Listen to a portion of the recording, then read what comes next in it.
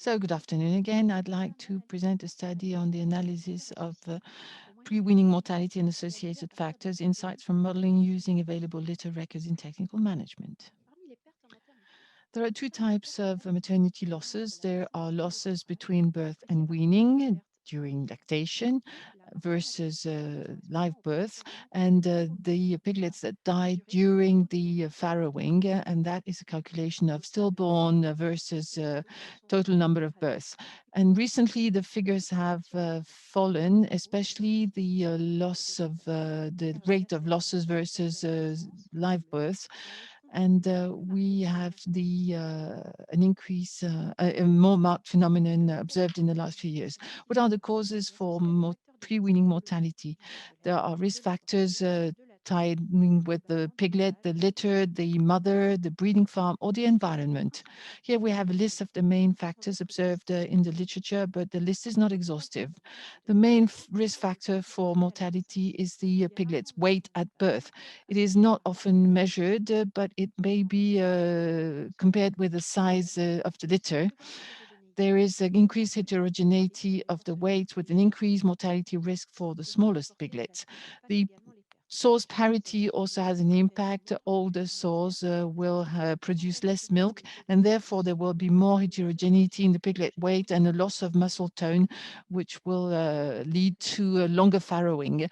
The mother's body state and her behavior are also risk factors, and genetic type to a lesser extent.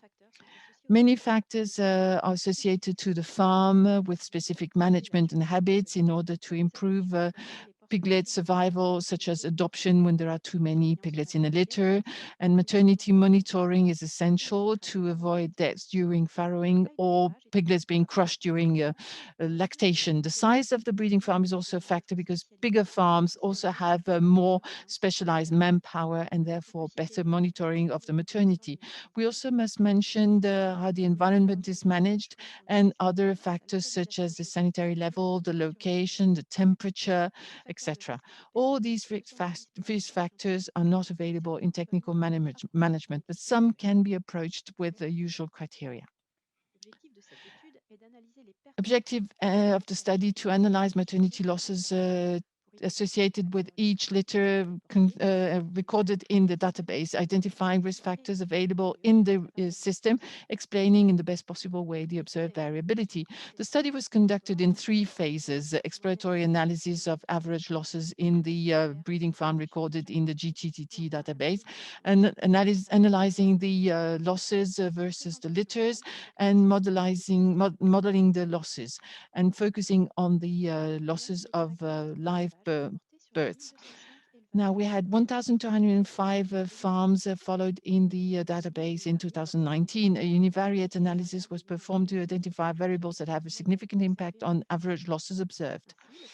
For instance, characteristics associated with average losses on live birth are smaller in the biggest farms, 350 to 500 sows and more.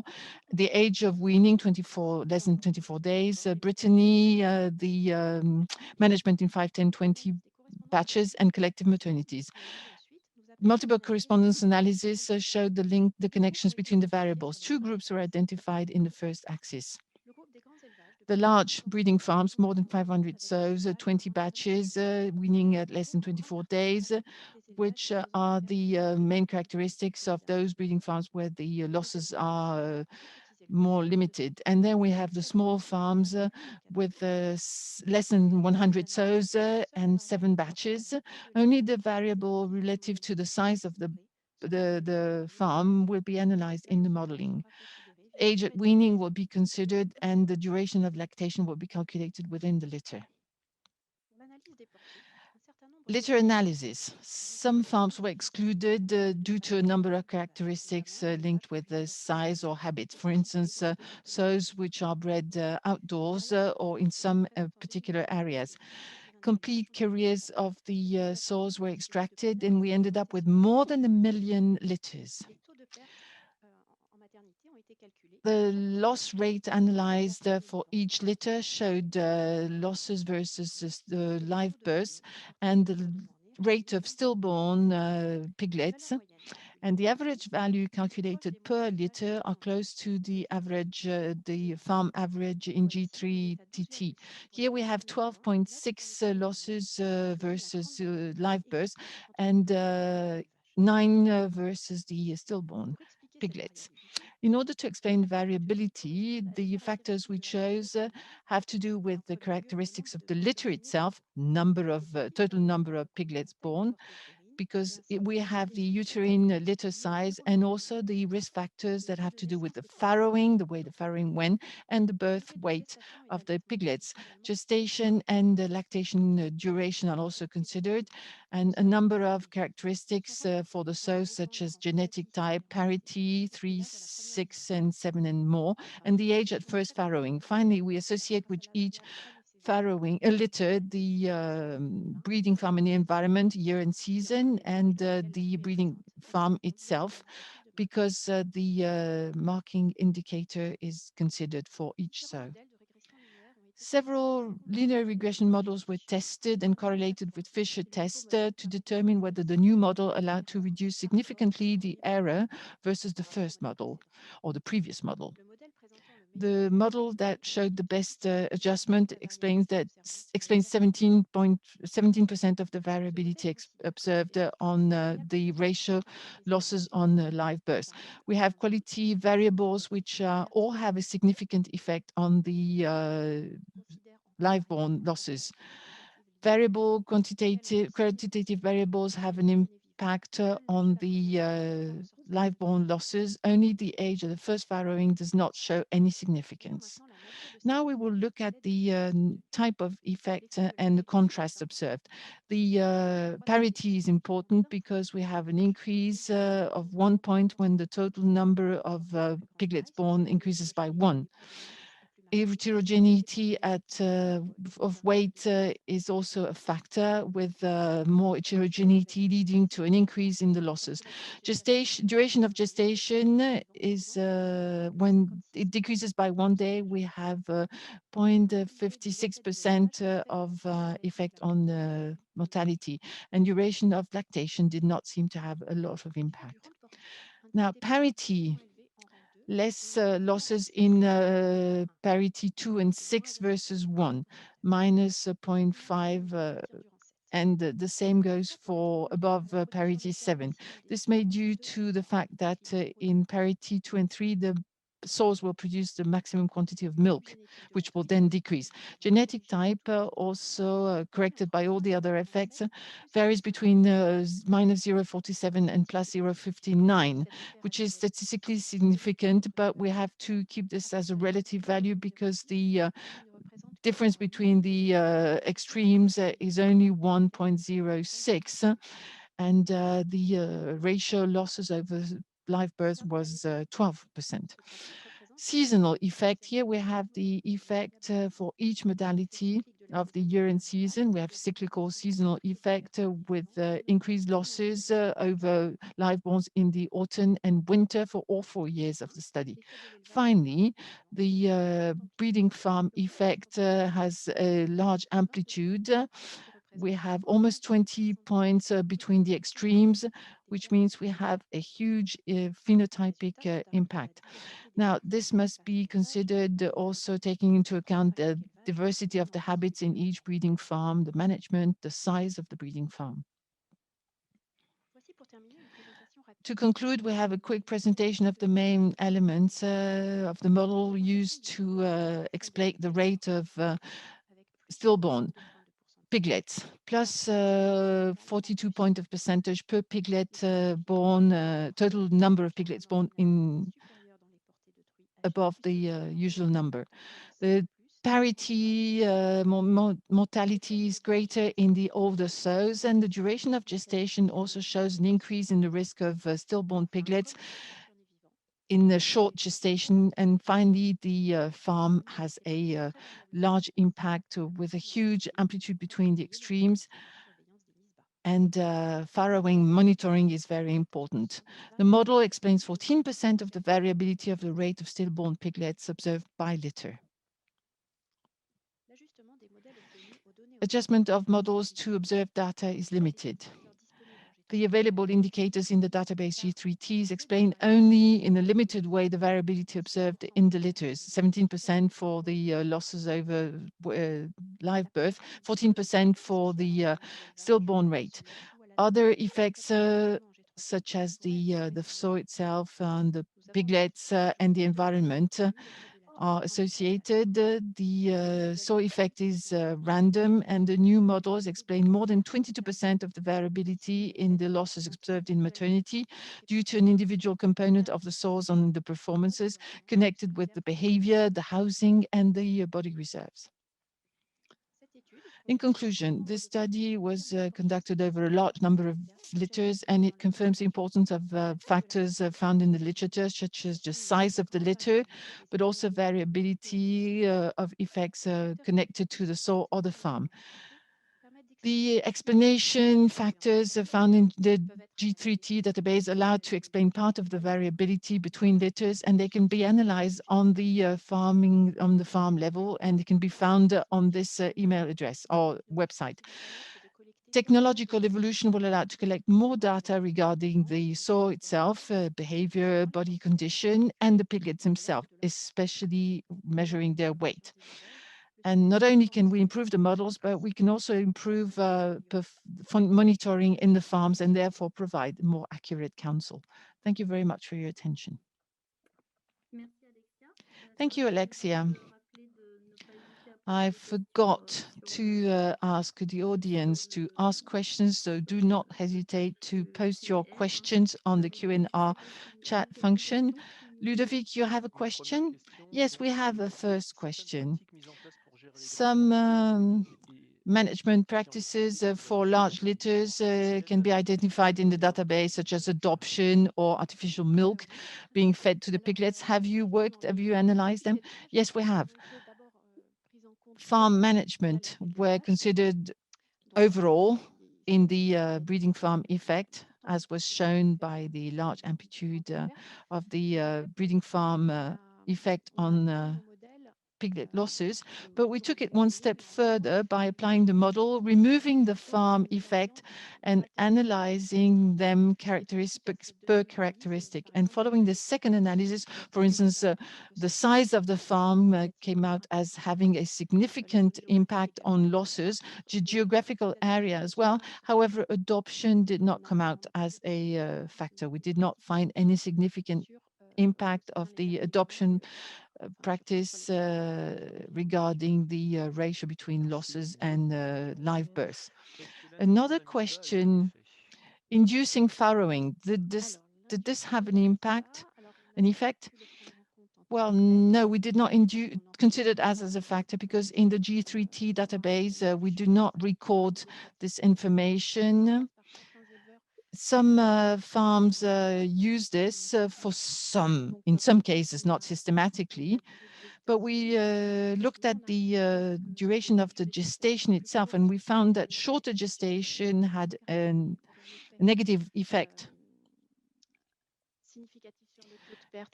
and a significant one on losses, increased the mortality. It might be due to induction, but not necessarily. It also might be due to the fact that the biggest litters, very often the piglets will be born premature. Other questions? Linear models have been applied. Can we think that some variables, in some cases, the evolution would be non-linear, and therefore we could fine-tune the model? Well, maybe, yes. Here we limited ourselves to linear regression models. I don't know exactly which variable you're referring to in this question. I don't really know what to say. We added the sow effect. It's a random effect, but still, it's still a linear model. And one last question, an indication on the adoption level in the various types of farms.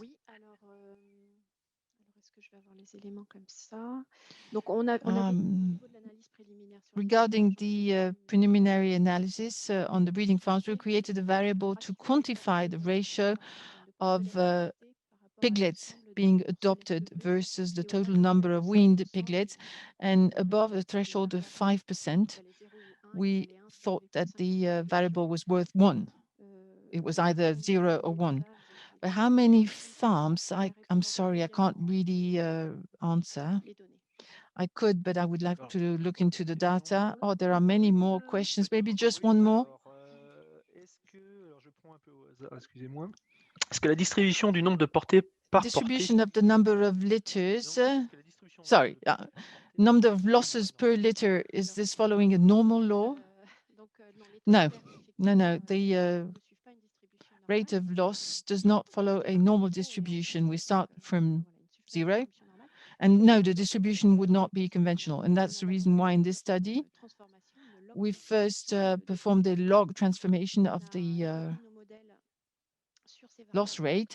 We based our models on these transformed log variables in order to be able to use linear regression models. And then when we went on to analyze the effect of each variable, which a significant effect, for instance, I told you about the contrasts, we had 1 point of percentage additional losses per total pigs born, and we applied this on the non-log transform variable so that we could assess the variables in each unit as the variable we were looking at. But we had to do the transformation ourselves because the rate loss does not follow a normal distribution. And the GTTT database is a Soils technical management database. Well, I guess you can answer the next questions directly on the chat. We don't have enough time. Thank you very much, Alexia, for this presentation. And we move on to the next presentation regarding nesting materials provided to the sows. Valérie Courboulay is an engineer on animal well-being at Ifip. Ladies and gentlemen, Madam Chairman, my presentation will be about the importance of providing nesting materials for both the sow and the piglets. Just a quick reminder, all sows, regardless of how they are being housed, do express a nesting behavior when they come near farrowing time.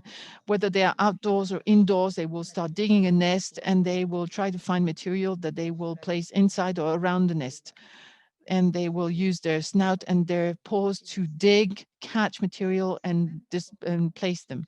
And we can find the same behavior in animals being housed indoors, whether they have substrate or not. The behavior will start 24 to 12 hours before farrowing and should stop before farrowing, but sometimes it will go on during farrowing, which means probably that the animal's well-being is altered.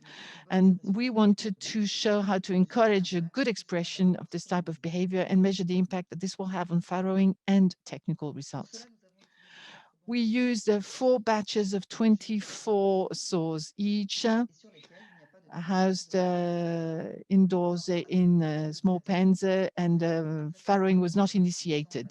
2 different treatments. The control treatment with no material was provided. And in the second group, we provided the burlap canvas, which was made available on the Monday and the week of the farrowing, removed at the end of farrowing and replaced if the burlap canvas was destroyed or too short.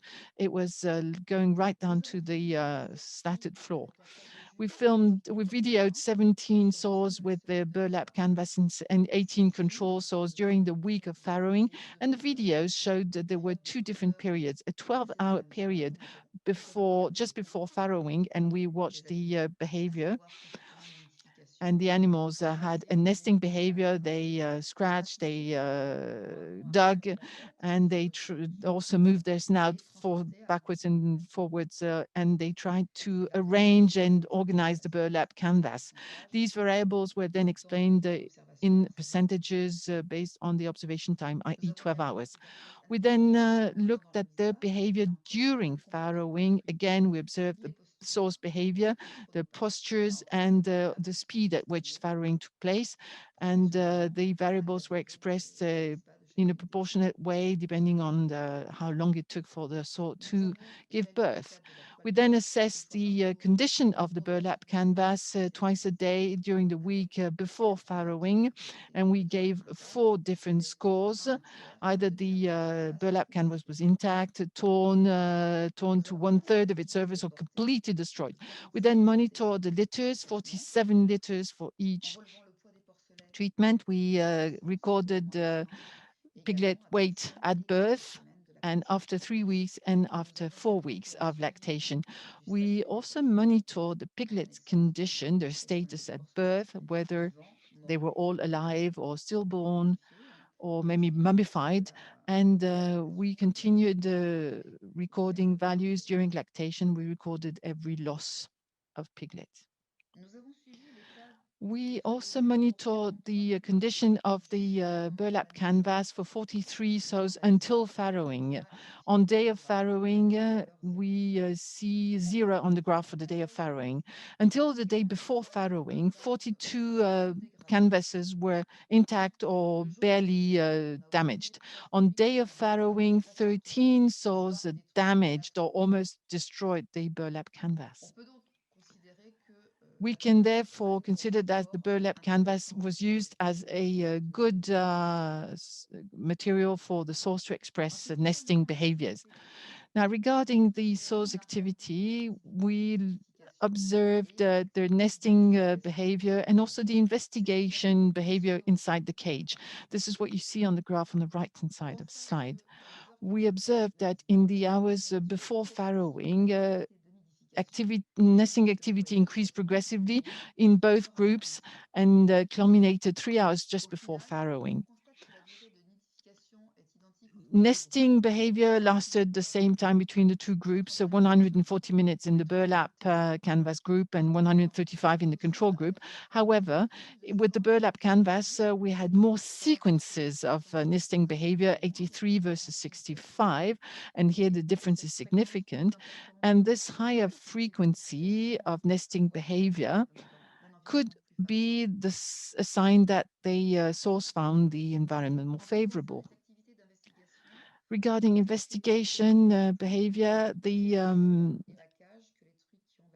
control sows spent more time investigating the floor and the cage than the other group, which the investigators concluded was a sign that they were not comfortable.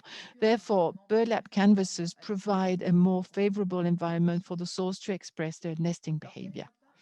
Now, what is the impact on farrowing? We observed that farrowing took longer in the sows who had a burlap canvas. The difference was 1 hour, and 30% of the farrowing procedures were even very long and lasted more than 5 hours. And now this percentage was observed in both groups, and long farrowing processes can be tied in with a high number of piglets in the litter, and there did not seem to be any difference between the 2 groups. Now, the evolution in the speed at which the piglets were born, we find that in both groups we have a similar curve for the first 3 piglets, and then the 2 curves move apart starting with piglet number 4. And the control group, then there seemed to be a difference between the 2 groups that went on until the end of farrowing. Now, sow behavior during farrowing. In both groups, nesting behavior continues during farrowing, but increasingly so in the control group versus the canvas group. 1/3 of the control group continue to express nesting behavior during 30 minutes during farrowing, and a lesser number in the burlap canvas group. We also observed that the canvas sows were less active and spent more time recumbent, 92% versus 84 in the control group, and preferentially they were lying on their side, which is something that was more often observed in the canvas group than in the control group, and this posture is more favorable for suckling, for lactation. We also looked at changes in the position and in the posture, and there were more changes in the control group, and risky behavior, risky posture was more often observed in the control group, for instance, moving from the standing position to the recumbent position or the sitting position to any recumbent position. And this was more frequently observed in the control group than in the burlap canvas group. So roughly speaking, sows are quieter during furrowing when they are provided with a burlap canvas. Reproduction performances, there was no difference between the two groups regarding the relative data, total number of piglets, live births.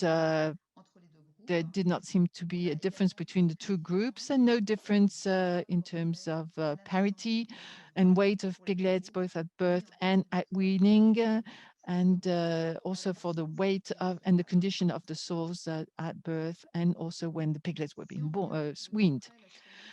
Now, piglet survival and evolution of mortality depending on the group. There was a slightly higher number of live birth in the control group, 742 versus 695. And there were more small piglets in the control group versus the burlap group, 17% versus 12%. And if we look at the losses during lactation, both at birth and in the 2 days following farrowing, there was no difference regarding mortality.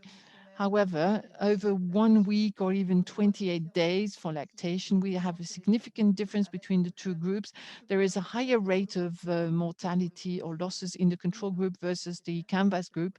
Part of the losses might be accounted for by the fact that the piglets were initially smaller at birth in the control group.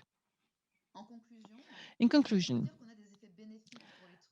providing a burlap canvas to the sows is beneficial for the sows, and they can express their nesting behavior. They are quieter during farrowing, and therefore there's a lesser risk that they will crush the piglets. But the nesting behavior is not completely satisfied, and although they have this canvas, they continue expressing the nesting behavior during farrowing, albeit in a lesser way versus the control group.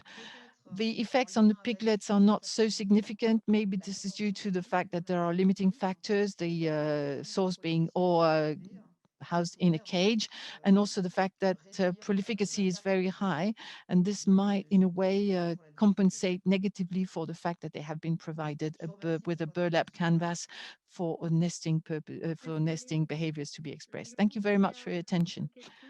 Well, Valérie, I think we have a couple of questions on the chat. Yes, the first question: are there any other materials that you may provide and will help the sows express nesting behaviors? Well, for this particular trial, we did a pre-trial. We tested 3 different materials. We provided them with a piece of wood tied to a chain and available on the ground. Also, cotton ropes tied to the cage and available on the floor, and the canvas. And the 2 best ones were the rope and the canvas. And we chose the burlap canvas because, based on our observations on a limited number of sows, we found that they actually used the canvas for a longer period versus the ropes, but there was not a big difference. So we could very well imagine to use other materials or substrates to achieve the same goal.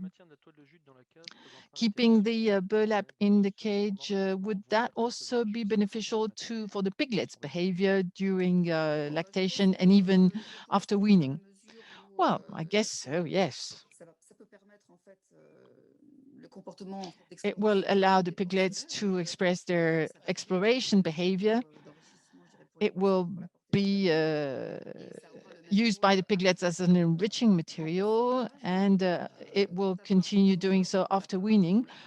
but we have not looked at any other possible role played by this kind of material. We could do it. I guess it might have an impact on their social behavior. If we bring two litters together in the same post-weaning pen, it might be beneficial. Two questions that I will ask together. How do you explain that with the burlap canvas farrowing took longer? And also there was a question on back fat thickness. Is there a difference between the two groups and may this have an impact on the farrowing? Well, no. I mean, we measured the weight and the condition of the source, and it was identical in the two groups. So we can't explain the farrowing duration with the source condition. No, we don't really have an explanation actually for the fact that the duration of farrowing was longer in the canvas group. Also considering that in the literature we have observed the opposite. One possible explanation might be that the source who had the burlap canvas changed position less frequently. They were less active. So that obviously is more beneficial for the piglets because they run a lesser risk of crushing the piglets. But on the other hand, it also slows down the sow activity and the expulsion of the piglets. Do the sows get used to the canvas, and are there differences between the stages in the way they use the canvas over time or depending on the age, gilts and sows? No, we did not observe any difference between gilts and adult sows. And we have found that the burlap canvas will really be used for nesting, that is 24 to 12 hours before farrowing, but not before that. And that's what I showed in the first graph. The canvases are not damaged before the last 24 to 12 hours. So the burlap canvas is really used for nesting purposes. And after farrowing, it may be used for something else, as an exploration material, a toy, but it no longer plays a role in nesting behaviors. There are many questions, and unfortunately, we don't have enough time. A very last one, a very last one. Okay, a very practical question. How often do you replace the canvas? Because obviously they are also contaminated by faces. No, they're not. No, they're not, because they are tied to the cage on the front sides of the saw, and we removed it at the end of farrowing. We did not leave it after farrowing anyway. So we could try and understand what would happen if we left it, but I don't think it would be contaminated or stained by feces if the sows are in contention.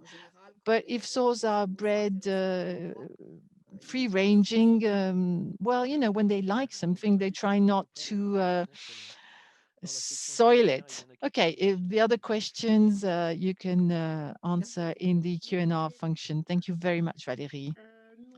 We move on to the next presentation.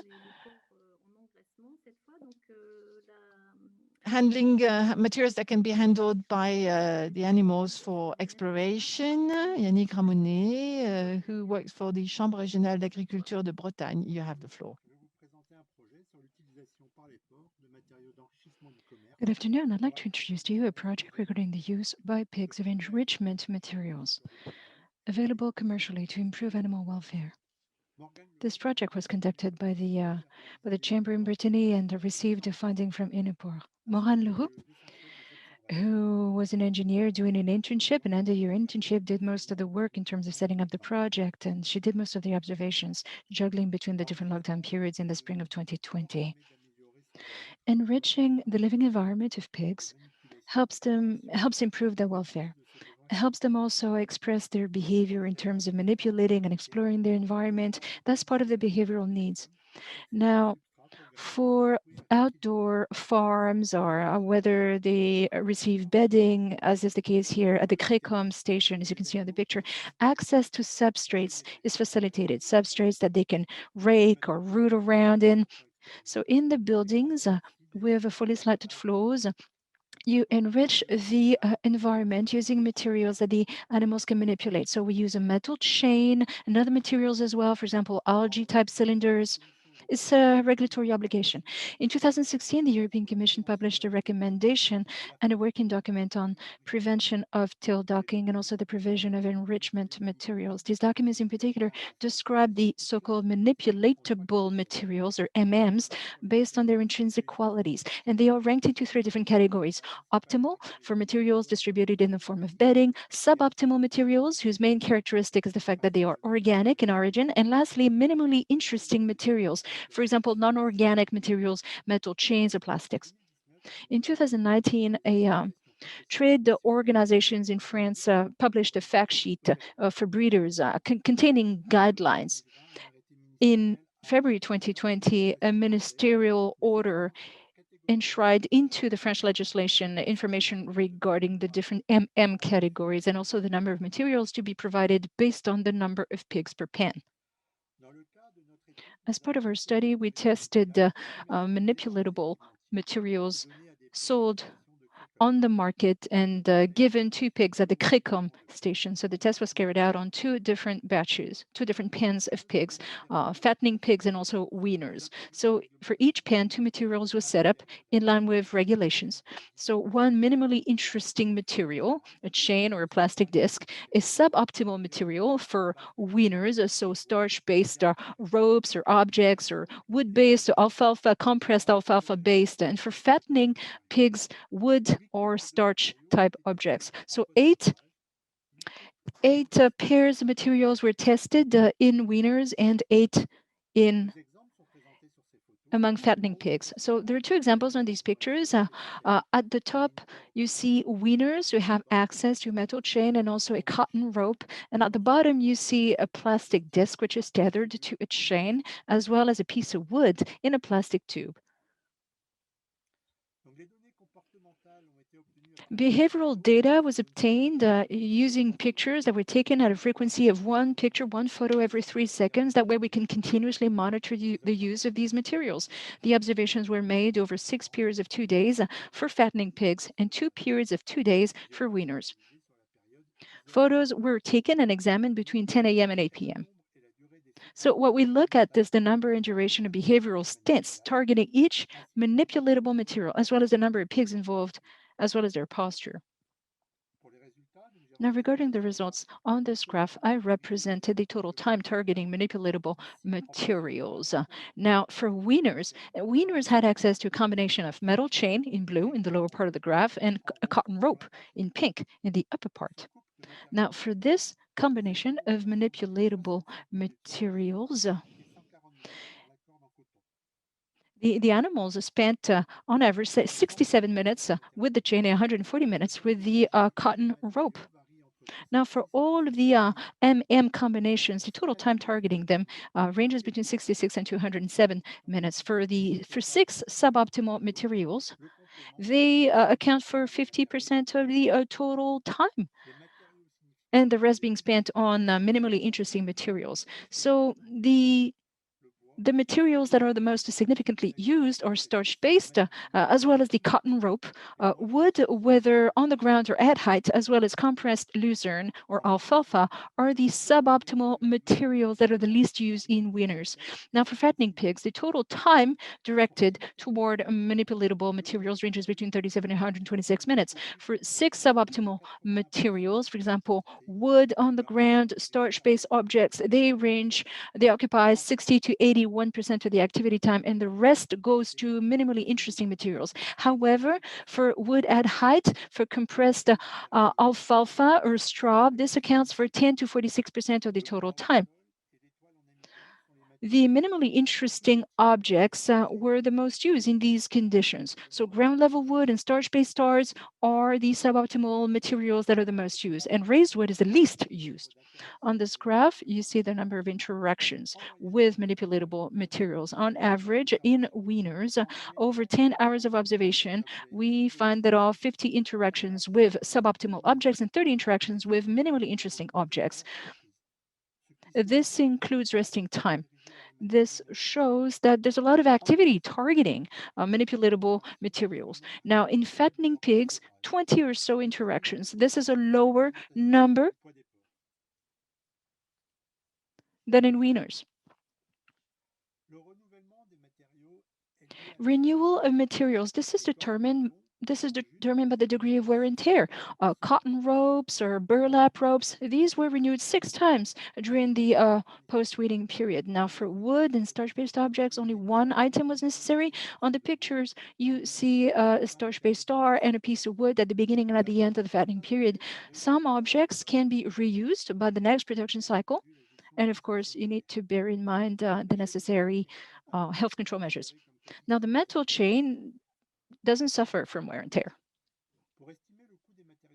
How do we estimate the cost of manipulatable materials? We base ourselves on the initial investment requirement for the materials, as well as the supports of these materials, and also the cost of the materials. We use our observations regarding the rate of renewal, as well as our working assumptions, in order to establish the operational cost. For a farm with 900 spots for weaners and the fattening pigs, the initial investment ranges between 4,500 and 10,100 euros. The costs presented do not take into account working time, particularly the time that goes into renewing the material. Now, if we look at the cost of manipulatable materials per pig produced, the lowest cost goes to the metal chain, 1 to 3 euro centimes per pig in the post-weaning period, but also during the fattening phase. The ropes cost between 11 and 19 euro centimes per weaner because they need to be replaced frequently, but this assumption was not considered for fattening pigs. Starch-based objects range between 21 and 66 euro centimes per pig. This ties in with the unit cost of the product, which is relatively high. Now, the key takeaways from this project, the frequency and duration of many lasting interactions with manipulatable materials. The objects are very much in use when the pigs are active, which means that they respond. The materials respond to their needs. In our study, we used 2 different materials for enriching the environment. That's what's original about the project, but it also complicates analysis and interpretation of data. For the pigs, manipulating behavior targets the material itself or the support of that material. So these pigs look more interested in nibbling on the metal chain to which the starch ball is tethered than the ball itself. So what supports the material is design and location have a strong impact. This is true, for example, for compressed alfalfa or straw, which are interesting intrinsically, but contained in supports that are designed to limit access to avoid overconsumption of the products. Now, wood materials for fattening pigs, the way that the wood is provided is essential. On the pictures, I showed wood that's on the ground, that's the material that is the most used, with very long interactions with recombinant pigs, and also wood placed at height. That's one of the objects that is the least used. And also the metal chain. That object is used, so sometimes it's used even more than the suboptimal materials. Pigs never leave the metal chain alone. Now, for breeders, selecting the manipulatable material is striking a compromise between meeting the behavioral needs of the pigs and also the necessary investments and the extra working time for the breeder and also technical feasibility. So here's an example of straw rack. We did not test it as part of the project. It's interesting from a behavioral point of view, but it can raise problems when the straw falls to the ground and may clog the slatted floor. The manipulatable materials are necessary to respond to regulatory requirements as a tool for facilitating herd management practices such as tail docking management or increasing the behavioral repertoire of the animals. In any case, irrespective of the level of enrichment, these materials help improve animal welfare. Thank you for your attention. Thank you, Yannick, for this presentation. You've given us an overview of the existing solutions. It looks like there's a lot of questions. A lot of questions coming in through the chat box. Ludovic, go ahead. How often should these materials be used, or rather replaced? I think you answered that question, but maybe you can elaborate. Now, on principle, the materials have to be available, so when it's worn out, you need to replace it. Now, the test that we carried out in weaners, the rope, for example, we had to change it 6 times. And that frequency can be relatively high. in these circumstances, which is why we did not use the same material for fattening pigs. Now, as far as other materials are concerned, the renewal frequency is much less. Some pieces of wood can be used and reused for several production cycles, successive production cycles. It depends on how worn out they are. It varies a lot. It's hard to answer this question off the cuff. It's a case, you have to decide on a case-by-case basis. It all depends on the material. We have two questions on wood. The wood at ground level, does it get dirty quickly? And the type of wood, the species of wood, does it have an impact? Regarding the wood getting dirty, now, contact with the ground is relatively limited because the materials, the wood is provided, contained in a plastic tube. You saw the pictures. So contact between the wood and the floor is relatively limited, just a few square centimeters worth. And also, obviously, we put in the apparatus away from the feces. I don't think it's a big problem. The toy is getting dirty. As part of this test, we bought materials that were available off the market. So we didn't select a particular type of wood. And some, it was either poplar wood or pine tree wood or fir tree.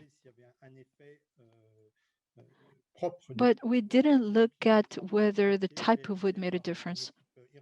There's a team in Ireland, I think, that's looking at that, looking at whether different species, different types of wood are more attractive to pigs, to see whether or not it does have an impact, whether a particular type is more popular. But I don't remember, therefore I cannot answer your question. Another question on wood.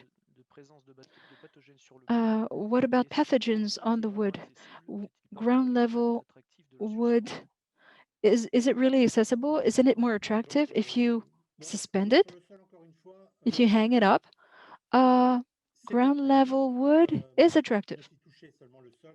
It only touches the ground. Maybe 30 or 40 centimeters are accessible. The fact that the wood touches the floor also allows for long interaction stands, over 30 minutes continuous interaction. The pigs were all over it because they could play lying down. This has been shown repeatedly. The closer to the ground, the more the material is used by the animals. So obviously it's interesting if you hang it up. For other purposes, it may be more sanitary, but if you keep the toy at ground level, it seems to they tend to play with it more. Pathogens on the wood? This would be our recommendation. Obviously, we're going to work on this further as part of another project on manipulatable materials. Disinfection? You need to disinfect the wood using solutions that are suitable for disinfecting feedlots. So to maintain proper health control measures. But that's the criteria that you need to bear in mind. It's particularly important if that toy is used and reused by several production cycles. Now, what about different combinations of manipulatable materials over time? We have a question on that. Do objects, well, the use of objects tends to wane over time, so maybe you need to combine them in different ways over time. Well, that is a result that I did not present, but it's in the paper. Over time, materials are less and less used, particularly fattening pigs. They use the toys quite a bit at first, and then they were less interested. A number of studies have shown that, studies on how to enrich the living environment of pigs. So you can renew their interest, rekindle their interest by switching to different materials or combining different materials. We didn't do that, but definitely that's something worth testing, assuming it's an end unto itself to actually rekindle activity among the herd. That's, you don't always want to do that. Okay, I'll let you answer that. I'll let you answer this question. through the Q&A box, but we had a question on enrichment and performance, enrichment and injuries, and also what about acceptability by acceptability among society, citizens/consumers. We have those questions that came in. Do answer them via the chat box. Thank you. Clearly, this is a topic that is sparking a lot of questions, a lot of interest. Okay, enough about manipulatable materials. Let's look at the impact of exposure to heat stress. David Renaudeau is part of Ifip, and he's going to present this presentation. Good afternoon. I'd like to present to you the results of a study conducted at the joint research unit in Saint-Gilles. We're looking at evaluating the impact of exposure to heat stress by simulating a summer heat wave on performance and physiological responses of finishing pigs. Let me say a few words by way of introduction. Heat is a problem in a lot of pig production areas between the tropics, but also in temperate countries, particularly in the south of Europe. Pigs are sensitive to temperature because they have a limited ability to dissipate the heat produced by the body. As shown in this graph, sensitivity increases as live weight increases, but we also know that it increases with the genetic potential of animals, including their muscle deposition capacity. Now, climate change is going to mean this is more pronounced, particularly due to higher frequency and severity of summer heat waves. As indicated in this chart, since the 1950s, there's been a clear change, which may get worse in the near to distant future, particularly since if greenhouse gases continue to comply with the most pessimistic scenarios. Surprisingly, acute challenges such as heat stress are a little described. Acute stress is little described, chronic stress is more described. So we're testing whether the effects vary based on growth stage and or prior experience of heat exposure. So to answer these two questions, we used the following experimental design. A total of 45 finishing barrows monitored in 3 successive installments of 15 individuals each. At the beginning of each repetition, we put together 3 blocks of 5 siblings on the basis of live weight. So the study began at postnatal day 100 at an average live weight of 70 kilos. The animals were raised in individual stalls of 2.3 square meters. They were fed and watered ad lib. Now, animal responses were studied in the course of 3 consecutive periods of 14 days. During those periods, the animals were exposed to a T treatment. In other words, neutral temperature for 14 days, or the C treatment. They were exposed to a temperature of 22 degrees for 3 days, 32 degrees for 4 days, and 22 degrees for 7 days during the recovery period. In total, we tested 5 experimental options. TTT, with a temperature of 22 degrees throughout.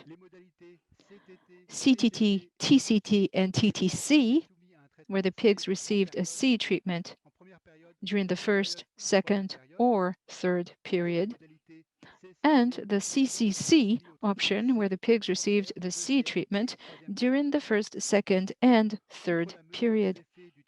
In addition to measuring the impact of the thermal challenge, we've been able to look at the impact of age or live weight, but also look at the impact of repeating the thermal challenge in the second and third periods. Now, in this study, we looked at daily feed intake adjusted for dry matter of 88%. We weighed the animals at the beginning and the end of each period, and at the beginning and at the end of each challenge. We took blood samples before and after each period, and at the end of the challenge to measure the plasma concentration of a number of metabolites associated with the protein and energy metabolism. We also measured the blood concentration of certain hormones connected with stress response. So we measure thermoregulation response in different ways. Spot measurements of rectal temp, skin temp, and breathing rate were made 3 times a day, every 2 to 3 days. We also implanted a sensor in the brachiocephalic muscle to continuously measure core temperature. Now, in this presentation, I will only look at the results regarding changes in feed intake, growth performance, and changes in core temperature. The first slide containing the results shows changes in the temperature of the two rooms where the test was carried out. As per protocol, the temperature of the tea treatment was very close to the 22 degrees expected. However, temperature for the C treatment was slightly higher than the temp anticipated in the protocol, so closer to 33 degrees than 32 degrees. This graph shows changes in daily feed intake expressed in grams per kilogram of metabolic live weight over the 42-day test for the various testing modalities. Unsurprisingly, DFI is much reduced in the first 24 to 48 hours of exposure to a temp of 32 degrees.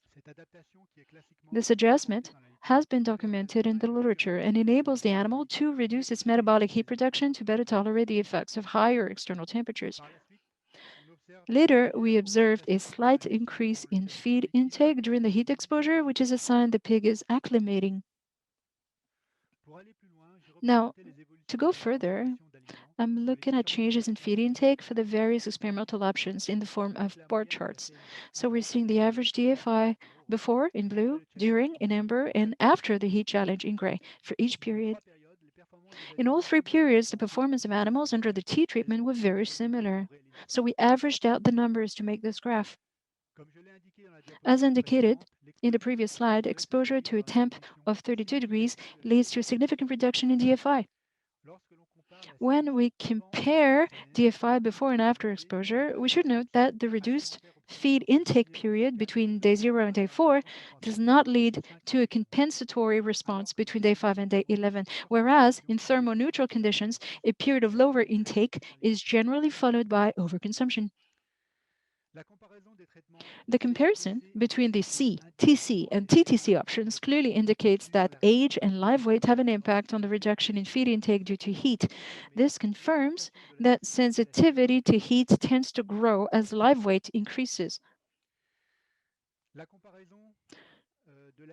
Comparing DFI between the TC and CC options during period 2 or between the TTC and CCC options during period 3 makes it possible to evaluate the effect of prior exposure on the animal's ability to tolerate a new challenge. Now, this effect is not visible during period 2, but is much more visible during period 3, and the trend favors a lower drop in DFI for the CCC option than for the TTC option.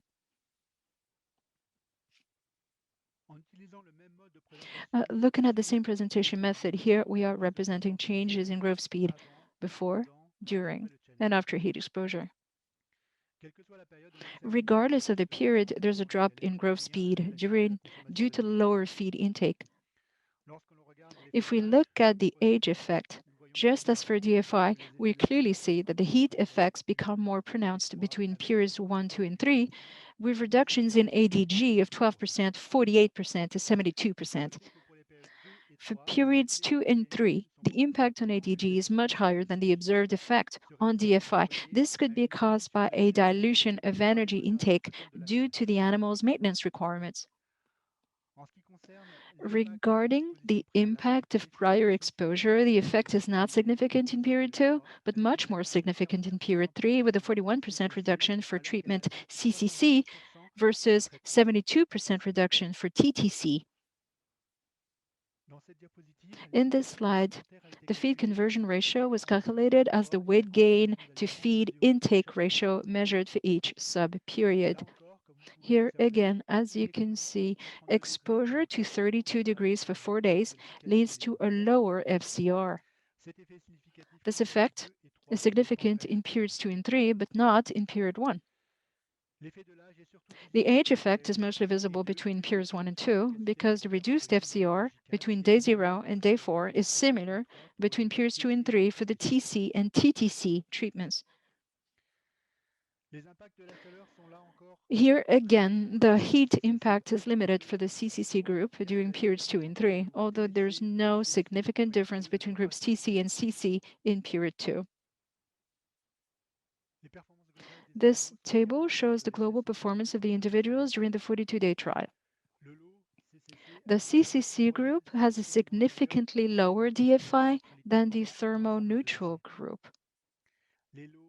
The CTT, TCT, and TTC groups have DFIs that are intermediate or similar to the control group. Similar results are obtained for growth speed. Conversely, feed conversion ratio, as calculated over the 42-day trial period, is not influenced by the various experimental treatments. This shows that under our experimental conditions, individuals can recover completely after a single heat exposure during the finishing period. However, looking at the CCC results, repeated exposure to heat challenge has a long-term impact on growth performance. This is my last slide on results, and it shows changes in core temp for the different experimental groups. Regardless of the period, the core temp increases within 24 hours of heat exposure at 32 degrees. As for DFI, there's a gradual drop in core temp during the heat exposure, which indicates an ability by the animals to acclimate rather quickly to thermal conditions. Once the heat exposure is over, we observe a post-challenge hypothermia, but only in period 1. This hypothermia is maintained throughout the trial for groups CTT and CCC. Our core temp data does not make it possible to show a clear age effect on the animal's thermal regulation capacity. However, when we compare the TCT and CCC groups during period 2 and the TTC and CCC groups in period 3, we see a lower elevation in core temp in animals with prior exposure to heat challenge. This effect could result from the post-challenge hypothermia observed during the first period. Conclusions. This study made it possible to characterize the short and medium-term effects of a summer heat wave in pigs. A thermal challenge, an acute thermal challenge, has immediate negative consequences on growth performance. And the animal's thermoregulation response or study shows that within 7 days of the end of the challenge, the animals do not immediately offset the reduced dietary intake due to the heat. This is an interesting result because it may have a result on strategies for adjustment and fighting the impacts of summer heat waves. Our study confirms that the effect of temperature on performance is more pronounced with age. And under our experimental conditions, it seems that one or several prior exposures to heat helps improve tolerance to heat as part of a new heat stress. Before wrapping up, I would like to thank my colleagues from the Pig Physiology and Phenotyping Experimental Facility, UE3P, as well as our colleagues at the Pegasus Joint Research Unit for working on the plasma assays and feed test. This study was financed by the Pig Change Project and the Feed a Gene Project. Thank you for your attention. Thank you, David, for your presentation. I'm sure we have questions coming in. The first question is this: was it really 32 degrees for 96 hours? Or was there a slight reduction at night during the challenge? We're not hearing you. You must have turned off your microphone, David. Can you hear me now? Yes, we can. Okay, in our experimental design, we decided to maintain a constant temperature day and night. To keep things simple a little bit, that was our first approach. Obviously, in real conditions, room temperature, outdoor temperature doesn't follow the same dynamic. So it might be interesting to continue the tests to stick closer to field conditions. Exposure time 14 days. The effect of temperature, would it have been more pronounced if the pigs had been exposed to shorter durations but more frequent durations, with the total duration being the same? No, it wasn't 14 days. It was 4 days. The heat stress lasted 4 days. The 14 days, that's the total duration of each test, the total duration of the test. I hope I've answered your question. Would the effect of temperature, would it have been more pronounced with shorter but more frequent heat stress periods? Oh, okay. So allowing less time for the pigs to recover? Yes, maybe we should try that. Did you observe an effect on water usage, water consumption? Well, We did look at that. Well, we measured the disappearance of water in a drum. That's what we did. Because under the circumstances, it was very difficult to measure something. Because obviously part of the water is used by the pigs to reduce their body temperature. They take a shower, basically. So obviously a lot more water is used when it's hot, but I don't mean they actually drink it. And we have a question regarding a difference in terms of blood cortisol. Did you measure that? No, we didn't. No, we did not measure blood cortisol. We did measure hormones that are more connected with metabolism, thyroid hormones. So they respond rather well to heat. And there are significant variations every time throughout the 14-day period. One last question, maybe? Oh, yeah, we have more time. So, were the diets suitable for, or were they adapted on the basis of the extra heat? No, we use a standard diet. And the heat wave, did it have an impact on heterogeneity of animal responses? Well, yes, there is some measure of variability. Now, the thermal treatment was relatively significant, so it's pretty likely that we slightly reduced the animal's ability to express variability in their responses.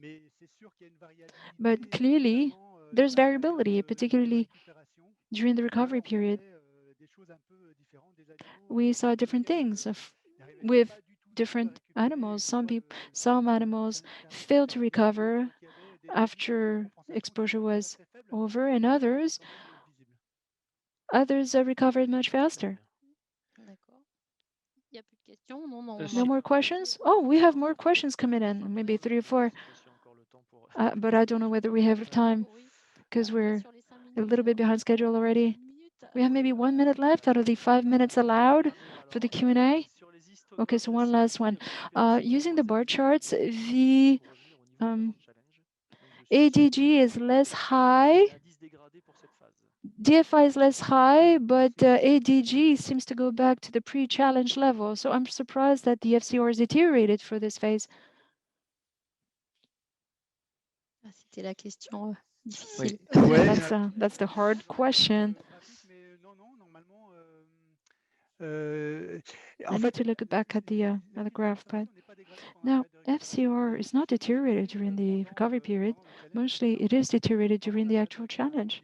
During the recovery period, FCR remains unchanged. It actually goes back to the pre-challenge level. Okay. We have more questions coming in. Yeah, says Françoise, but we have to call it a day. I suggest you continue this conversation via the chat box. And without further ado, we're going to move on to the last presentation of the afternoon, a presentation by Nathalie Quiniou, who's a research engineer at Ifip, and she's going to present a model, a bioclimatic model to simulate the performance of growing pigs. Nathalie, you are on. Le travail que je vais vous présenter maintenant a été réalisé par Nathalie Quiniou, Alice Cadero, Michel Marcon et Ludovic Brossard dans le cadre d'une collaboration entre l'Ifip et INRAE. Il avait pour objectif de simuler the idea being to simulate the performances of growing pigs, taking into consideration climate conditions, weather conditions, and the characteristics of their fattening pen and the bioclimatic characteristics. Pigs are homeothermal animals housed indoors to mitigate the weather effects. Therefore, their thermal comfort area is relatively tight, shown in green, and it depends also on the live weight. The upper limit is called the upper critical temperature, and the lowest is called TCI in French for lower critical temperature. Above the upper critical temperature, animals will eat less and growing will be thwarted. If fattening period is not extensible, then they will take less weight. And if thermal stress is very intense, they will lose weight and there will be an increase in production cost and there will be more losses. Below the lower critical temperature, they need more energy due to the fact that they have to activate thermal regulation to the expense of growth. And therefore, we have decreased the feed conversion, increased discharge, and increased feeding cost. Now, housing premises which were well designed locally historically are now being questioned by the fact that there are a number of changes such as climate evolutions. There is a trend towards higher temperatures. And also we observe more frequent extreme climatic events such as the heat waves we have observed in recent years. And therefore, we need to also consider the need to save on resources, both in terms of feed, savings on feed, and also energy. The energy provided by the feeding, but also used by the premises and the equipment. It is impossible to test locally multiple component adjustments, or including housing, equipment, and animal management. And for this reason, we decided to focus on a modeling approach to deal with the subject. The ThermiPig model was designed by combining two existing models. The in-rapport model is a growth model for thermoneutrality, and the ThermiSim is a bioclimatic model which simulates a climatic balance within a pen or a room. We had to find a compromise in order to have a time unit that could make them work together, and we decided this time unit should be 1 hour. Based on both models, the objective was to simulate the effects of feeding management, type of pig, and outside temperature, and also the various characteristics and features of the pen or room in which the animals were housed. Every day, the in-report component allowed us to simulate the individual live weight plus feed intake and versus thermoneutrality. And we also had to find how to divide this per hour during the day. On the other hand, the ThermiSim component allowed us to take in consideration an average ambient temperature. And by combining both factors, weight and temperature, we were able to find out which temperature would be felt by the individuals and what would happen in terms of intake, hourly intake. For instance, here we have a pig exposed to a very high temperature, so a thermal stress. Intake was calculated over the day in order to understand what part of the energy would be used for growth, maintenance, thermoregulation, and more generally, heat production by the animals. For each animal, if all the animals in the same room, the ThermiSim model component was also taken in consideration. What are the input data for the model?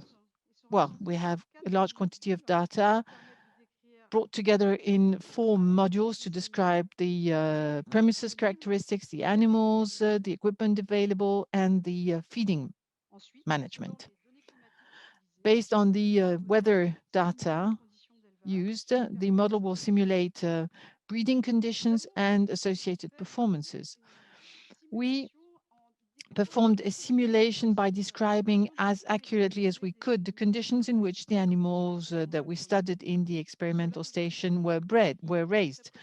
We described precisely what the room looked like, whether the animals were on slatted floor, monolithic bricks were used to build the walls. The animals were females and castrated males, a cross between large white and PP and large white landrace. And we had automatic units in which we input a number of values, and the animals were fed ad lib with a biphase strategy for one specific feed for growth and one for finishing. The climatic data was collected between the entrance and the exit of the animals, 8th of January and 14th of April. And temperature and relative hygrometry was measured every hour. We then performed a simulation based on 30 virtual populations from the same crossbreed and with a similar number of pigs. We then compared the results obtained from the model, which we call in silico, with the in vivo data resulting from the trial. And this is what I'm going to show you now. In order to assess the model, we focused on growth performances, simulated growth performances, and the corresponding ambient temperature. The graph you can see now shows you in the blue curve the evolution of temperature outside of the room, and in red the ambient temperature as measured. We weighed the animals at frequent intervals, and therefore we could calculate the upper critical temperature for the batch as well as the lowest critical temperature. And we see here that the red curve is higher than the upper critical temperature during the last 2/3 of the fattening period. Therefore, the animals were exposed indeed to a thermal stress. When we compare the growth performances as observed to the simulated ones, we end up with the same results. And these are essential conditions in order to assess how accurate the simulated temperature is. Ingestion and growth are two of the main components which influence heat production by the animals. If we compare simulated temperature with the measured temperature in the premises, we find a difference in average 0.6 degrees. Therefore, the predicted temperature is quite accurate, provided that all the modules have been clearly filled in. We then use the model to perform a multi-criterion assessment of the thermal stress. Here, for instance, we have the results obtained with 3 fanning rules. Every rule is determined by the set temperature, 24 to 22, 24 to 17, and the number of days to move from one to the other, 15 to 77 days. In the graph, you see an illustration of the external weather conditions, and every curve, amber, yellow, brown, or blue, corresponds to the ambient temperature simulation for each of the fanning rules which were considered. Here we have the technical performances associated, the environmental performances, for instance, excreted nitrogen, and finally the economic performances.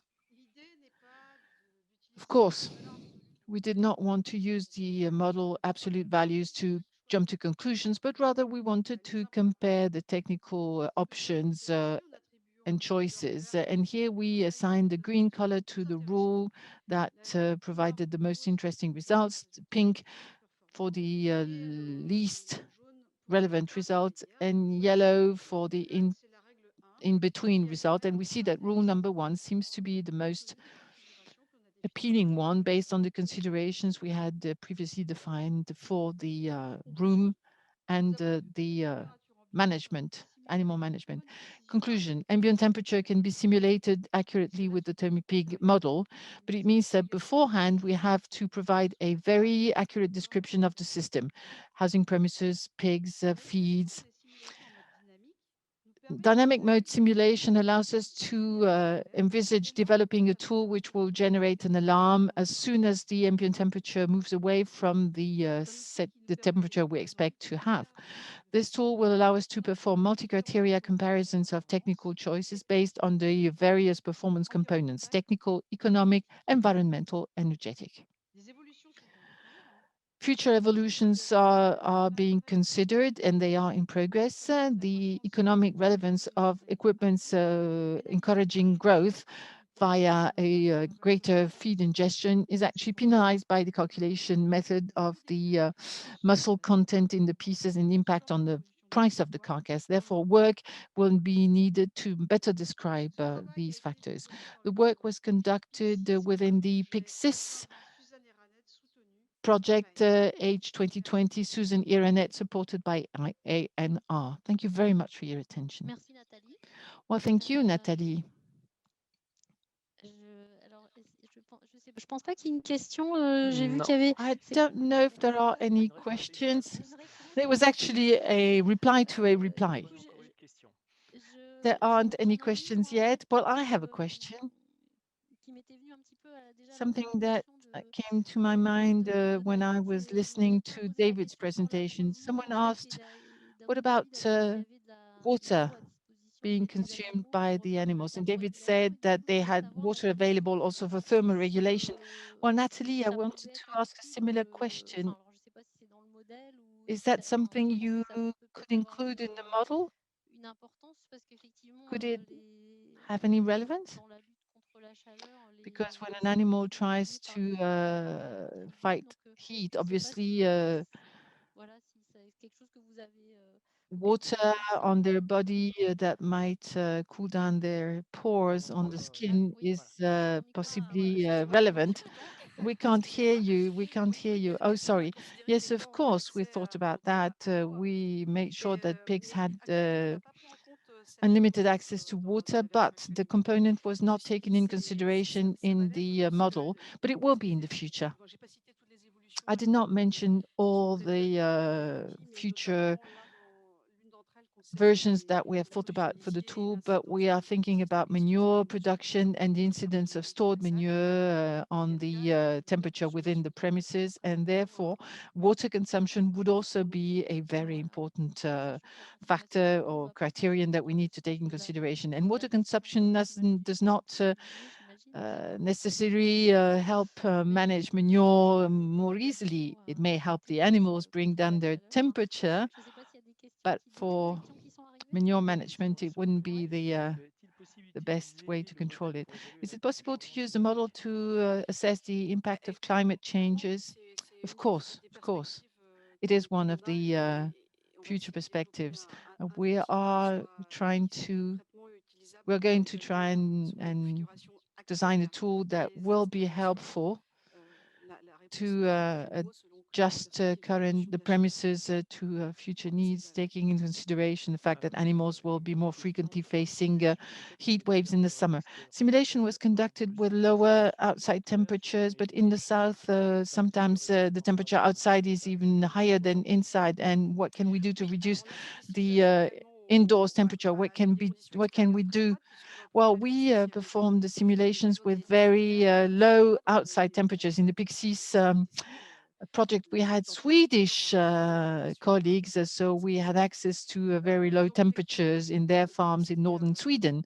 But yes, we can, for instance, use a heating system and set higher temperatures. But that's yes, but I was talking about southern France or southern countries where temperatures, outdoor temperatures are higher. Oh yes, well, we did a few simulations, for instance, pack cooling with higher temperatures, and the simulations were done setting the temperature at 32 degrees.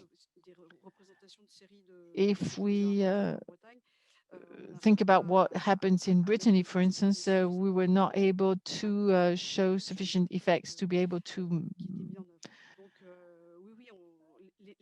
draw conclusions in regarding the technical choices. So both, well, we thought about both, either too hot when the temperatures are too high or too low.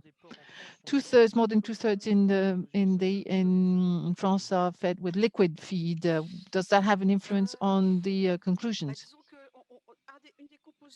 Well, one of the descriptive components in our system is feeding management. So we take that in consideration through a rationing plan, the hours at which the animals are fed. We take it for granted that they are rationed or fed at lib, or maybe that they will be fed 3 times a day, etc. Anything pertaining to feeding management and how the food is distributed throughout the day is something that we can deal with. However, competition between the animals or agitation, heat release due to the fact that they move around a lot, those are factors that we need to take in consideration to improve the model to predict heat release by the animals. And likewise, the sanitary component has not yet been taken in consideration. We have a question regarding, this may be the last question. How about parameters to use on slatted floors or other floors? So if we want to adapt the model and use it for other farms. Well, that's fairly easy. Once we have well described the system, that's where the investment lies.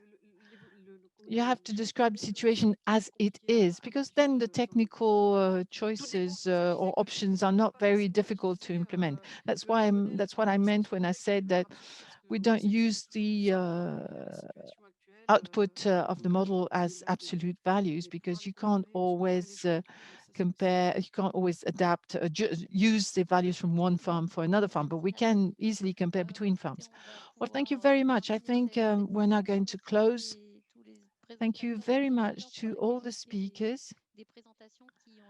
Beautiful presentations were delivered today, and in the first presentation regarding piglet mortality, analyzed through the G3T database, showing variability between the animals and the farms, does underline the fact that very high prolificacy may become an issue regarding piglet mortality.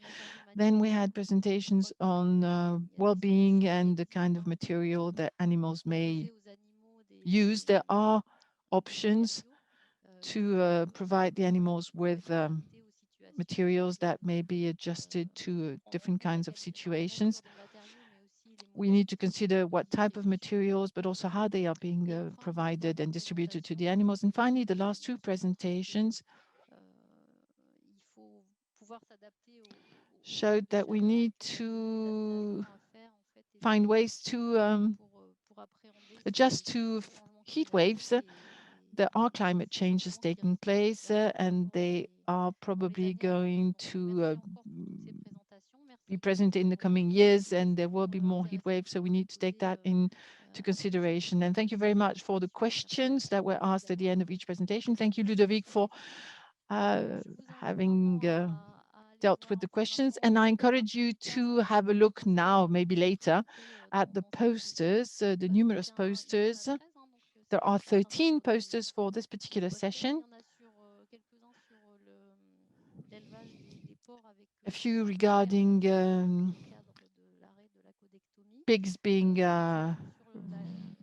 raised with long tails, because we no longer will be able to dock tails, and also the fact that in the near future we will no longer be able to castrate pigs. And also there are posters on piglets, microbiota, survival rate. There is a poster on a method to harvest urine samples from sows.